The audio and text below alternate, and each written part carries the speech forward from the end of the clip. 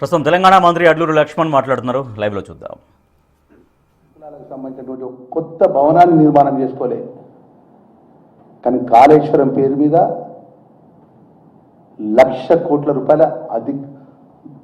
కమిషన్ల పేరు మీద ప్రజల డబ్బును దుర్వినియోగం చేసినారు.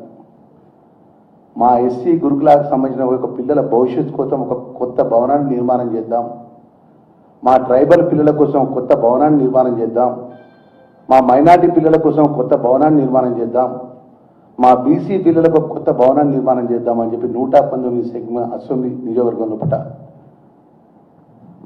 నేను ఉదయమే మా ఇంజనీరింగ్ డిపార్ట్మెంట్లతో నేను అడిగాను.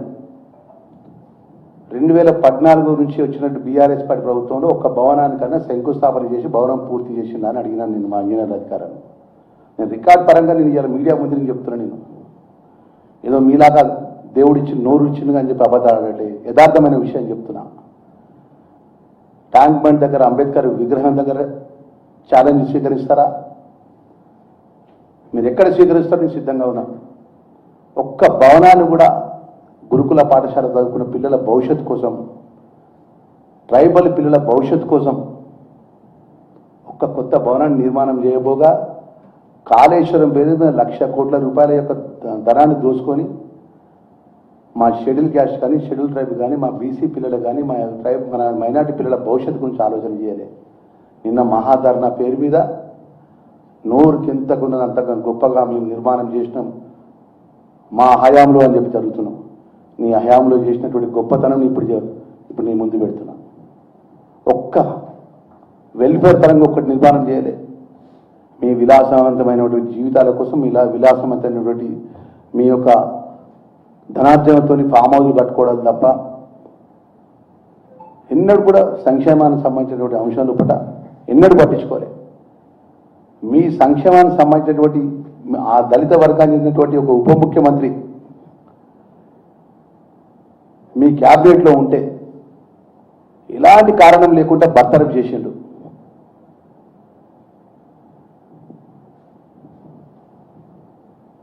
ఈ శాఖ మంత్రిగా పనిచేసిన మాజీ మంత్రి కొప్పులీషన్ను చేయి పట్టుకొని మీడియా ముందు పక్కా జరుగు అని చెప్పి నెట్టేసినావు. నువ్వు గురుకుల పిల్లల గురించి మాట్లాడుతున్నావా? నేను మహాధర్ణ కాడ వచ్చిన వాళ్ళంతా ఎవరు? ఆర్ఎస్ ప్రవీణ్ కుమార్ ఆధ్వర్యంలో ఉన్నటువంటి ఆయన నియమించినటువంటి కాంట్రాక్టర్లు. ఇవాళ ప్రభుత్వం ఏం నిర్ణయం తీసుకున్నది? సెంట్రల్ పెక్యూర్కి సంబంధించిన విషయం లోపల 4 శాఖలకు సంబంధించిన సెంట్రల్ పెక్యూర్ ఏదైతే యూనిఫామ్స్ కానీ, స్కూల్ బ్యాగ్స్ కానీ, షూస్ కానీ, సాక్స్ కానీ, ట్రంక్ బాక్స్ కానీ, కార్పెట్స్ కానీ, బెడ్షీట్స్ కానీ, టవల్స్ కానీ, ఇంకా పిల్లలకు సంబంధించిన ప్లేట్స్ కానీ, ఎంటైర్ తెలంగాణ రాష్ట్రానికి సంబంధించిన వెల్ఫేర్కి సంబంధించినటువంటి గత ప్రభుత్వము 806 కోట్ల రూపాయలతో టెండర్కి సంబంధించినటువంటి బడ్జెట్ వారి అలొకేషన్ లోపల వాళ్ళు పిలవడం జరిగింది వారి హయాంలో. మరి ఈరోజు 2025-26 ఉన్నటువంటి బడ్జెట్ లోపల సెంట్రల్ పెక్యూర్ ద్వారా కేవలం 643 కోట్ల రూపాయలతోని ఈరోజు వీటికి సంబంధించినటువంటి టెండర్లు పిలవడం జరిగింది. సెంట్రల్ పెక్యూర్కి సంబంధించిన టెండర్ పిలవడం జరిగింది.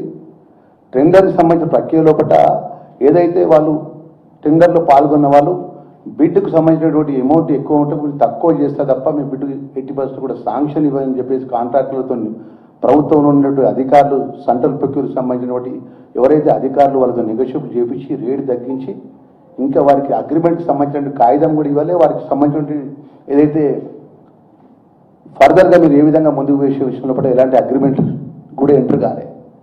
ఎంటర్ కాకముందే కోట్ల రూపాయల కుంభకోణం జరిగిపోయింది.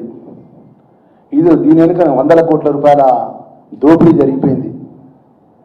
పచ్చ కాముల కూడా ఊరంతా పచ్చగా ఉంటుందట. వాళ్ళ హయాం లోపల దోసుకొని దాచుకున్నటువంటి ప్రతి పనికి దోపిడీ. కార్ రేస్ అని పెట్టిండు. కార్ రేస్ పెట్టడానికి ఈ విలాసవంతమైన కేటీఆర్కి డబ్బులు వస్తాయి, కానీ గురుకుల పిల్లలకు హాస్టళ్లకు భవనాన్ని నిర్మాణం చేసిన డబ్బులు రావా? కాళేశ్వరం పేరు మీద ₹1,00,00,000 కోట్ల రూపాయలు దోపిడీ చేయడానికి డబ్బులు వస్తాయి, కానీ గురుకుల పిల్లలకు ఉన్నట్టు వెల్ఫేర్ పిల్లలకు కొత్త భవనం చేయడానికి డబ్బులు రావా? ఇవాళ గౌరవ ముఖ్యమంత్రి గారి నేతృత్వంలో పట్ల సోషల్ వెల్ఫేర్ మినిస్టర్గా, ట్రైబల్ వెల్ఫేర్ మినిస్టర్గా మీ హయాంలో మిగిలిపోయిన పెండింగ్ బిల్స్, మీ ప్రభుత్వంలో మిగిలిపోయిన పెండింగ్ బిల్స్ మొత్తం కూడా ఒక్క పైసా పెండింగ్ లేకుండా ఇవాళ మొన్నటి వరకు మీరు రిలీజ్ చేయించడం జరిగింది.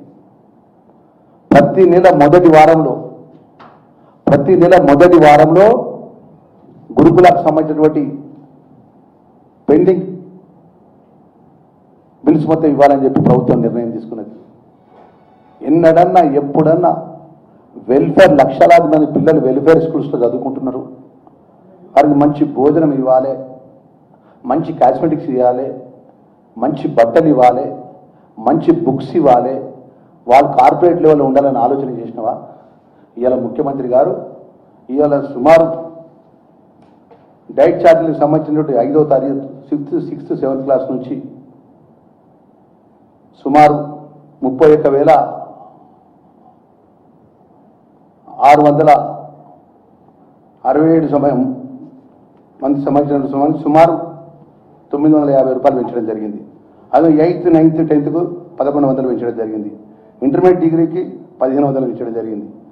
ఇది ఈ విధంగా మీ కాస్మెటిక్ ఛార్జీలు కానీ డైట్ ఛార్జీలు కానీ పెంచి పిల్లలందరికీ కూడా గొప్పగా ఆహారపరంగా ఆరోగ్యపరంగా ఉండాలని చెప్పేసి రాష్ట్ర ముఖ్యమంత్రి గారు, రాష్ట్ర ఆర్థిక మంత్రులు, ప్రభుత్వం ఉన్నటువంటి ప్రభుత్వం, తెలంగాణలో ఉన్న కాంగ్రెస్ పార్టీ ప్రభుత్వం ఈ విధంగా డైట్ ఛార్జీలు, కాస్మెటిక్ ఛార్జీలు వెల్ఫేర్ పిల్లలకు పెంచి వాళ్ళకు భవిష్యత్తులో మంచిగా భోజన సదుపాయాన్ని ఏర్పాటు చేసి ప్రతి వారంలో సోమవారం ఏ మెనూ ఉండాలి, మంగళవారం ఏ మెనూ ఉండాలి, బుధవారం ఏ మెనూ ఉండాలని చెప్పేసి ఆ మెనూ క్యాలెండర్ ప్రోగ్రామ్ ఆ బుక్ను హాస్టల్లో పెట్టి